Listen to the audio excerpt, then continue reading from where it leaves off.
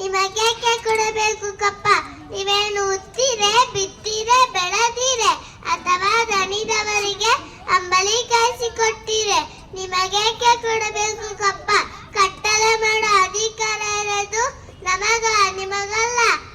ಮುಚ್ಚಿ ಬಾ ಕೆಂಪ ಕೋತಿ ಮಗದವನೇ. ಹರ ಹರ ಮಹಾದೇವ್, ಹರ ಹರ ಮಹಾದೇವ್.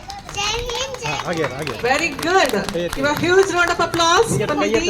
ತುಂಬಾ ಚೆನ್ನಾಗಿ ಹೇಳಿದ್ರು ಅವರು. ಓಕೆ, ಇಲ್ಲಿ ನೋಡು ಚಿನ್ನ, ಇಲ್ಲಿ ಅಲ್ಲಿ ಅಲ್ಲಿ ನೋಡಿ. ಎಸ್, ಓಕೆ, ಕೈ